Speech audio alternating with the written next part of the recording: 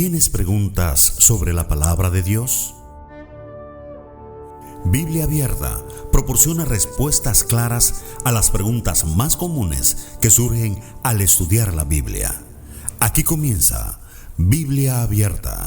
Saludos. Qué privilegio poder acompañarte en este tu programa Biblia Abierta.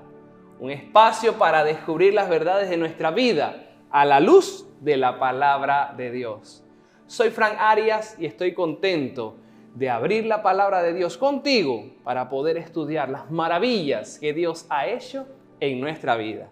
Me acompaña nuestra amiga Britney. Sé que ella está muy contenta de saludarles. Claro que sí, pastor, agradecemos a nuestro Dios y por supuesto a ustedes porque nos han acompañado hasta aquí y les invitamos a que sigan con nosotros. Recuerden también que nuestro material de estudio es este libro que tengo en mis manos, Biblia Abierta, 101 respuestas para todas las interrogantes. Quédate con nosotros porque ya comienza Biblia Abierta y recuerda, siempre hay tiempo para estudiar una página más de su palabra. Biblia Abierta. La Biblia nos muestra el origen de la raza humana. Cuando nosotros leemos Génesis capítulo 1, versículo 26, podemos darnos cuenta que la creación del ser humano fue consultada entre la deidad. Al leer Génesis capítulo 1, versículo 27, nos damos cuenta que se destaca que en 3 ocasiones Dios creó al hombre. El texto nos dice de la siguiente manera: y creó Dios al hombre a su imagen. A imagen de Dios lo creó, varón y hembra los creó. Esta triple repetición del verbo creó tiene como propósito establecer con claridad que el escritor bíblico no alberga ninguna duda con respecto a que Dios es el creador. La Biblia nos presenta que Dios formó al hombre del polvo de la tierra, usando materia preexistente. Fue con sus manos que formó cada órgano y detalle del ser humano. Luego introdujo aliento de vida y así se hizo del hombre una persona viviente.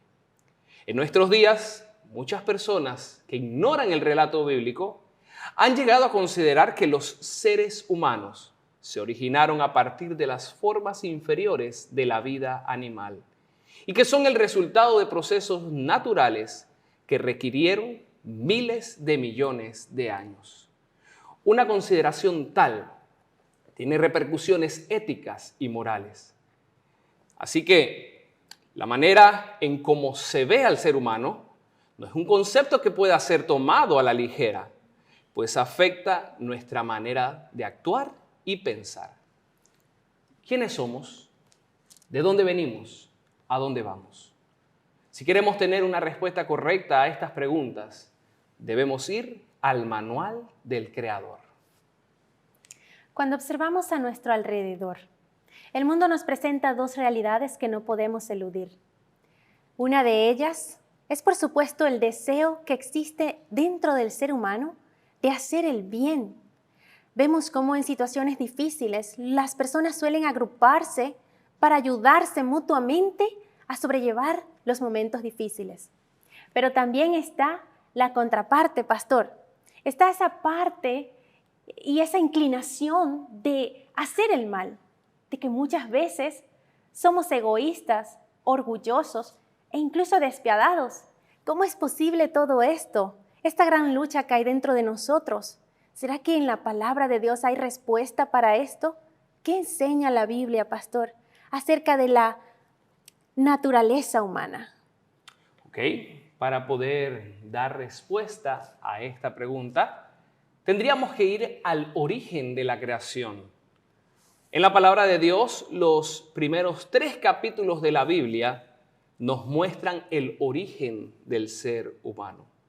Yo quiero que leamos en este momento Génesis capítulo 1, versículos 26 y 27. El texto nos dice de la siguiente forma: entonces dijo Dios, hagamos al hombre a nuestra imagen, conforme a nuestra semejanza, y tenga potestad sobre los peces del mar, las aves del cielo y las bestias, sobre toda la tierra y sobre todo animal que se arrastra sobre la tierra. Y creó Dios al hombre a su imagen, a imagen de Dios lo creó, varón y hembra los creó. Cuando observamos este texto, nos damos cuenta que en estos pasajes se pueden destacar tres aspectos. Número 1, el ser humano fue creado a imagen de Dios. Lo segundo que podemos destacar es que el ser humano fue creado con identidad sexual, varón y hembra. Y lo tercero que podemos destacar es que el ser humano fue creado con la capacidad de ejercer potestad sobre todos los animales sobre la tierra. Teniendo en cuenta esto, podemos proceder a leer Génesis capítulo 2, versículo 7. En estos textos se nos va a mostrar de una manera más detallada el proceso de formación del ser humano. El texto nos dice: entonces Jehová Dios formó al hombre del polvo de la tierra, sopló en su nariz aliento de vida, y fue el hombre un ser viviente. En este relato podemos notar algo interesante. La Biblia no enseña que tenemos un alma independiente capaz de sobrevivir sin el cuerpo. En el relato se destaca que la vida surgió cuando se combinaron el polvo y el aliento de vida. En otras palabras, si tuviésemos que desarrollar una ecuación que nos diera qué es un ser viviente, pudiésemos decir que polvo de la tierra más aliento de vida da un ser viviente. Y es que hasta este punto, la creación en general era como lo describe el relato bíblico, buena en gran manera. Todo era perfecto.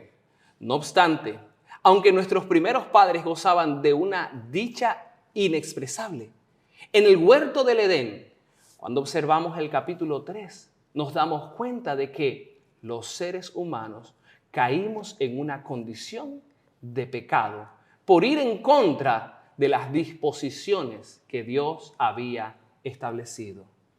Adán y Eva desobedecieron y como resultado la tierra quedó maldita. Las relaciones entre los seres humanos quedaron severamente dañadas y quedamos separados de Dios y de su gloria. Cuando observamos los escritos de Pablo, nos podemos dar cuenta que Pablo identifica de manera especial la situación del ser humano. Yo quiero que nosotros busquemos en este momento Romanos capítulo 3, versículo 23. El texto en Romanos nos dice: por cuanto todos pecaron y están destituidos de la gloria. El escritor bíblico describe la condición del ser humano. Como resultado del pecado de nuestros primeros padres, el pecado tomó posesión de la naturaleza humana y como consecuencia, aunque tengamos el deseo de hacer el bien, la mayor parte de las veces hacemos el mal. Esto Pablo lo describe de una manera especial. Cuando leemos Romanos capítulo 7, versículo 15, Pablo dice: lo que hago no lo entiendo, pues no hago lo que quiero, sino lo que detesto, eso hago. Esto a causa de nuestra naturaleza pecaminosa que pasó a través de las generaciones. Tal vez tú te identifiques con esta descripción que nos da Pablo. Muchas veces tratamos de hacer lo bueno, tratamos de cambiar, tratamos de apartarnos de algo que sabemos que no es correcto, pero al paso del tiempo nos encontramos en una situación o en la misma situación que tanto detestamos. Pablo encontró la razón de esta realidad. Romanos capítulo 7, versículo 17, Pablo dice: de manera que ya no soy yo quien hace aquello, sino el pecado que está en mí. Hay una naturaleza pecaminosa que nos controla. Y hasta acá todo parece perdido, pero Dios hizo provisión. Dios hizo provisión a través del plan de salvación. Y así como el pecado entró a través de uno, la vida y el cambio entra a través de uno. Cuando nosotros leemos Romanos capítulo 5, versículo 12, el texto nos dice lo siguiente: por tanto, como el pecado entró en el mundo por un hombre, y por el pecado la muerte, así la muerte pasó a todos los hombres, por cuanto todos pecaron. La condición es triste, pero hemos dicho, a través de uno también entró la vida. Pablo lo describe de la siguiente manera en Romanos 6:23, porque la paga del pecado es muerte, pero la dádiva de Dios es vida eterna en Cristo Jesús, Señor nuestro. Nuestra naturaleza, Britney, es pecaminosa, pero en Cristo Jesús las cosas viejas pasan. En Cristo Jesús lo malo puede ser renovado. Segunda de Corintios, capítulo 5, versículo 17 nos dice lo siguiente: de modo que, si alguno está en Cristo, nueva criatura es, las cosas viejas pasaron, todas son hechas nuevas. Querido amigo, la naturaleza del ser humano es pecaminosa, pero en Cristo Jesús podemos encontrar un cambio. Biblia abierta. Qué interesante ver cómo ya estamos recibiendo respuestas para nuestras interrogantes. Nuestro pastor mencionó que si existiese una ecuación que diese como resultado a un ser viviente, tendría que ser polvo de la tierra más aliento de vida igual ser viviente. ¿Cierto, pastor? Correcto. Hay un texto en la palabra de Dios que parece dar evidencia de que el ser humano está compuesto por 3 partes: espíritu, alma y cuerpo. Por eso creo que es válido que en este momento, pastor, podamos aclarar a la luz de la Biblia. ¿Tenemos espíritu, alma y cuerpo? Ok, el texto al que nuestra amiga nos hace reflexionar se encuentra en Primera de Tesalonicenses, capítulo 5, versículo 23. Este texto nos dice: que el mismo Dios de paz os santifique por completo, y todo vuestro ser, espíritu, alma y cuerpo, sea guardado irreprochable para la venida de nuestro Señor Jesucristo. Hay que destacar algunos principios fundamentales que debemos entender. En primer lugar, es bueno mencionar que esta es la única vez en las Escrituras que las palabras espíritu, alma y cuerpo aparecen en una misma oración.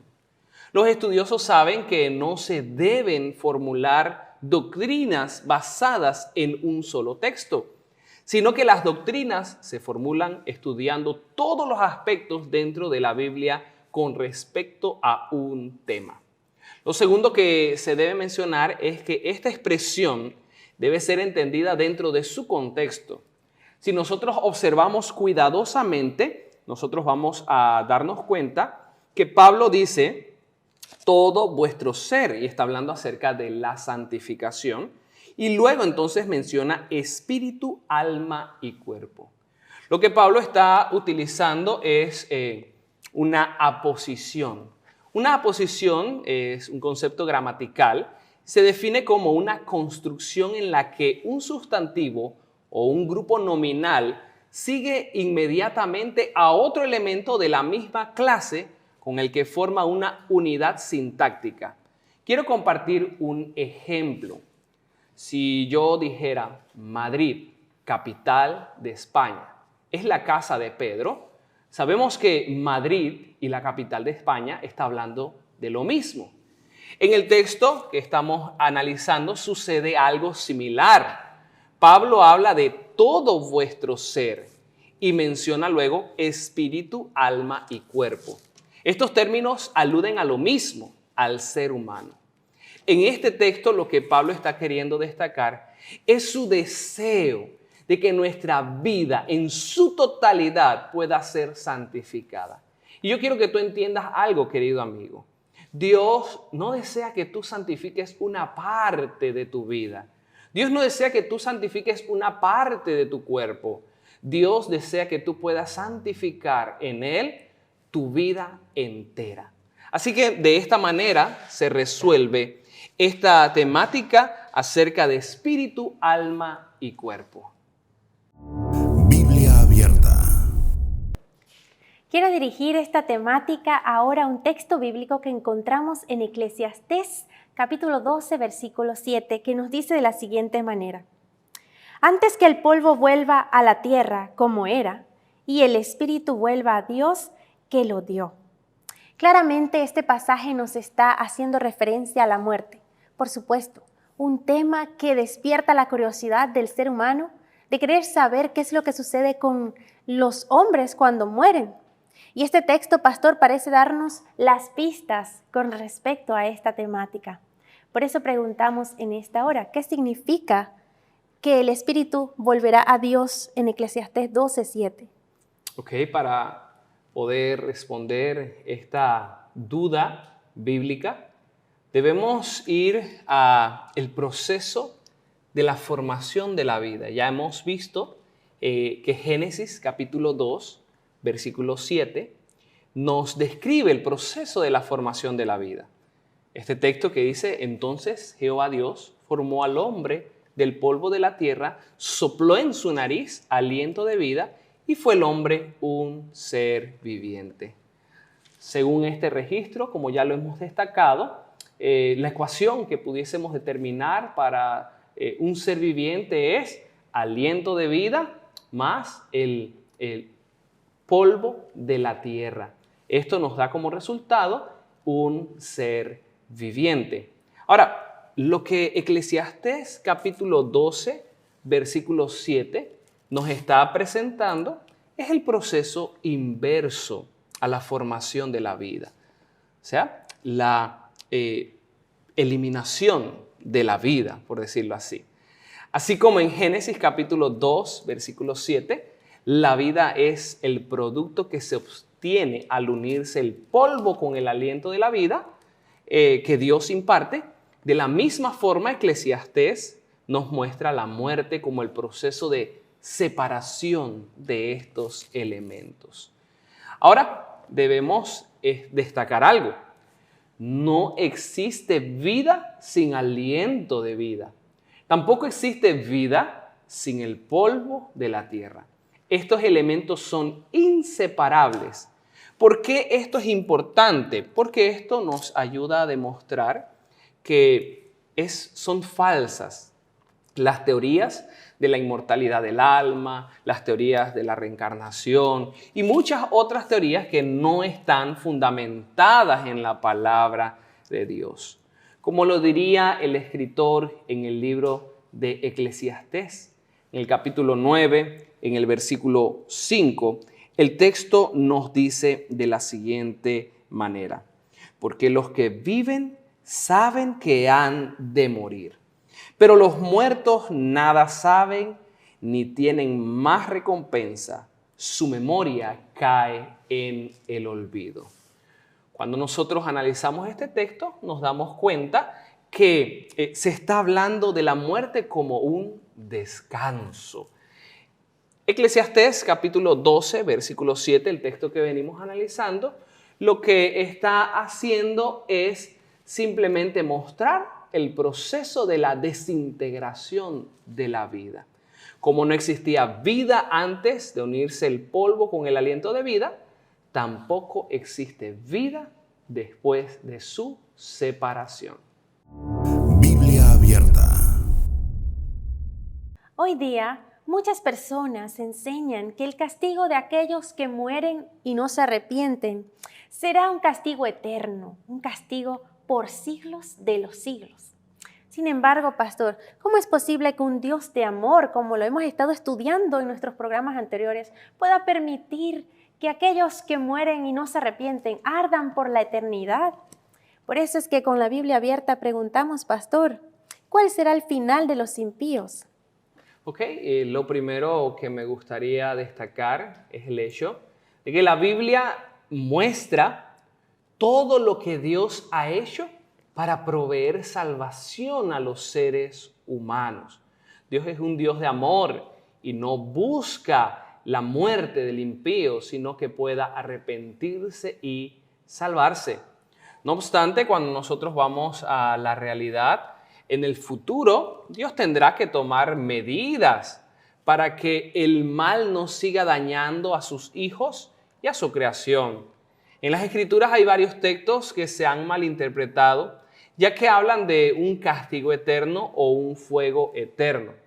Uno de estos textos lo podemos encontrar en el libro de Apocalipsis, capítulo 20, versículo 15. El texto nos dice de la siguiente manera: el que no se halló inscrito en el libro de la vida fue lanzado al lago de fuego.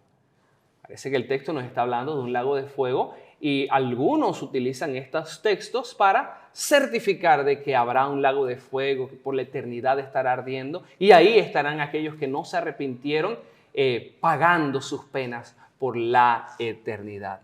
Pero cuando nosotros vamos a la palabra de Dios, nos damos cuenta que la palabra de Dios también nos muestra y nos presenta el destino de los malvados como un momento en el que dejarán de existir. Otros escritores bíblicos dicen que serán como la paja que se quema en el fuego y arde hasta quedar sin raíz ni ramas. Y Abdías diría que sería como si nunca hubiesen existido. Entonces, ¿cuál de los dos puntos tienen la razón en la Biblia? Lo que ocurre es que ambos grupos de pasajes describen diferentes aspectos del mismo acontecimiento.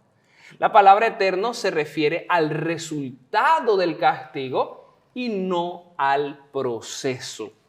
El resultado es eterno porque el final es definitivo. Acabarán por siempre. Cuando se usan las expresiones eterno y para siempre, refiriéndose al ser humano en la Biblia, lo que quiere transmitir es, su significado es mientras viva. Un ejemplo de esto lo podemos encontrar cuando en la carta de Judas se hace alusión a la destrucción de Sodoma y de Gomorra. Vamos a leer Judas, el versículo 7. Busquemos en la palabra de Dios el texto en Judas, el versículo 7. Este texto nos va a dar una idea de lo que estamos tratando.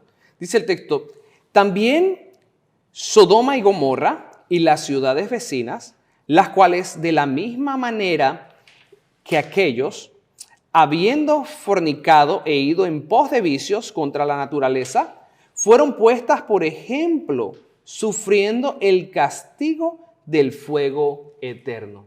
Vemos que el texto nos está dando una referencia a la destrucción de Sodoma y Gomorra. Dice que ellas sufrieron el castigo del fuego eterno. Pero llama la atención que si usted trata de ubicar un lugar que haya estado ardiendo desde hace más de 3.000, 4.000 años y que siga ardiendo, usted no va a encontrar a Sodoma y Gomorra en este momento ardiendo.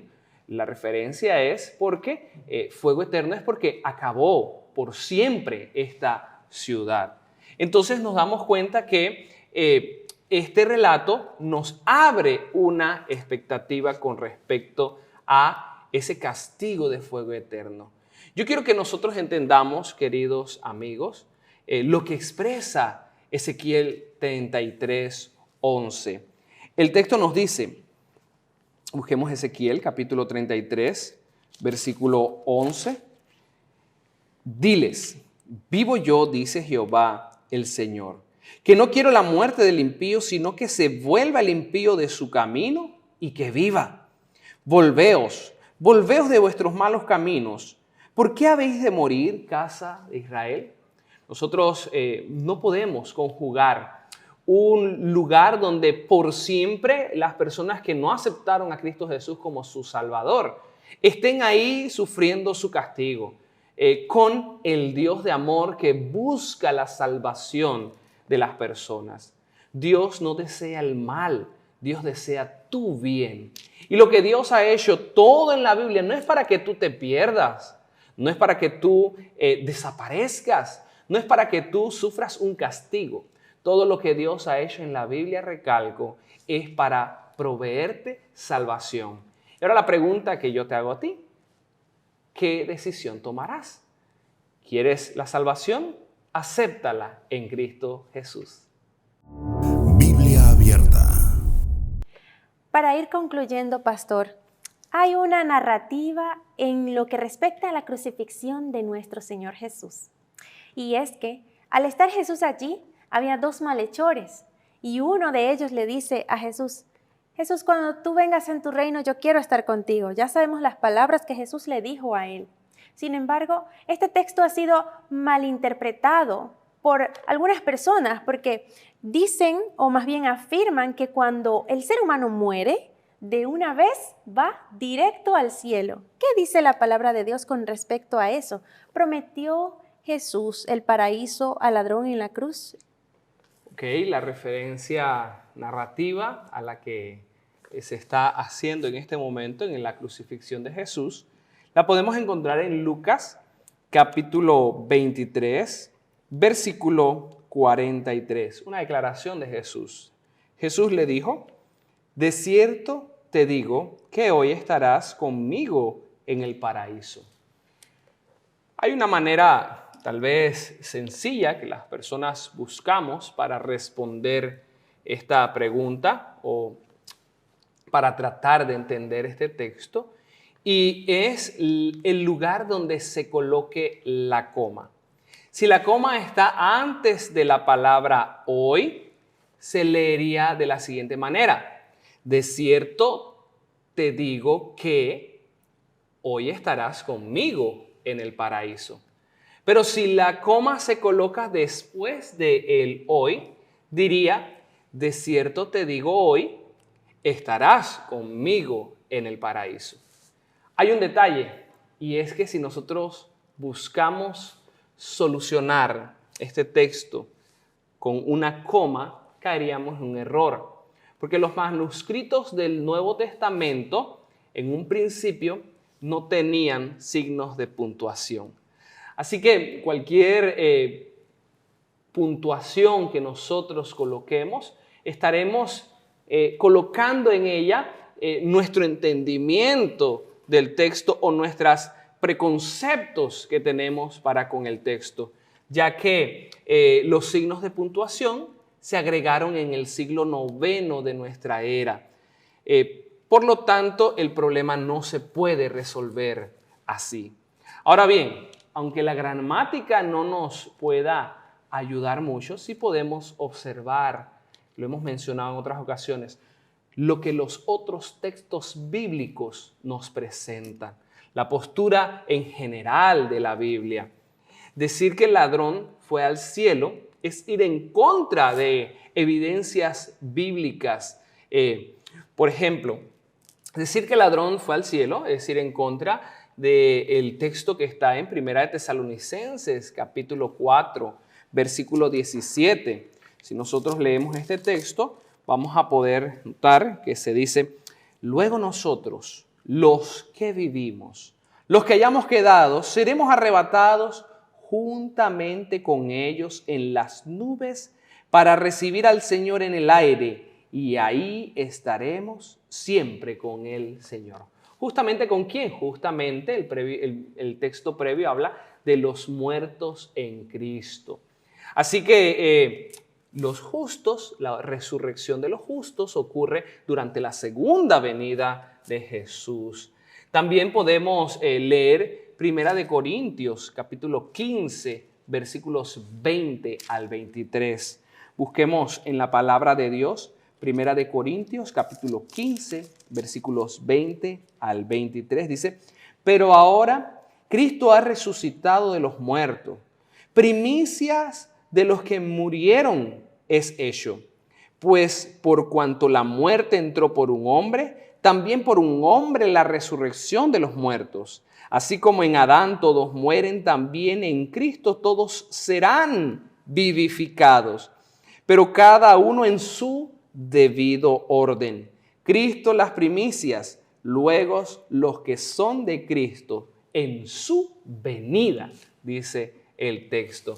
Así que podemos notar que los textos bíblicos nos hacen entender que ciertamente Jesús no se refería a ese momento que el ladrón iba a subir al paraíso.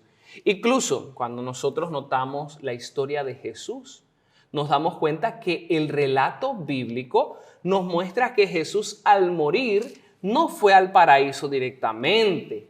Incluso después de su resurrección, en un encuentro que tiene, Él hace una declaración especial que yo quiero que tú y yo podamos leer. Vamos a buscar en nuestras Biblias Juan capítulo 20, versículo 17. Este texto nos dice algo que Jesús hace una declaración especial. Dice, Jesús le dijo, suéltame, porque aún no he subido a mi Padre, pero ve a mis hermanos y dile, subo a mi Padre y a vuestro Padre, a mi Dios y a vuestro Dios. Vemos que este relato se da después de la resurrección de Jesús. Quiere decir que Jesús no había subido al cielo, como algunos aseguran. Entonces, si Jesús no había subido al cielo, ciertamente el ladrón tampoco había subido al cielo. Entonces, ¿a qué se refiere el texto o la promesa que Jesús hace en este relato? La realidad del pasaje es que se refiere a la necesidad, al momento de arrepentimiento que el ladrón necesitaba tomar una decisión. En ese momento, Jesús está ofreciendo la salvación, le está dando una última oportunidad. Yo quiero que tú te pongas en el lugar de aquel ladrón. Para él ya no había más esperanza. Su vida estaba a punto de acabar. Sus acciones le habían llevado al final de su vida. Pero ahí en la cruz se abre una puerta de esperanza. Porque tiene frente a él al dador de la vida y de la vida eterna. Al principio él no lo supo reconocer. Más adelante él le hace la solicitud y Jesús le da la promesa de la que estamos hablando. Querido amigo, tú tienes que entender que Jesús te hace ese mismo ofrecimiento hoy.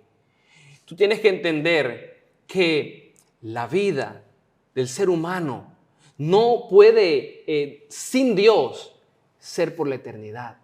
Solamente en nuestra dependencia de Dios podemos vivir eternamente, porque es Dios el que da el aliento de vida y Jesús a través de la redención lo sostiene por la eternidad.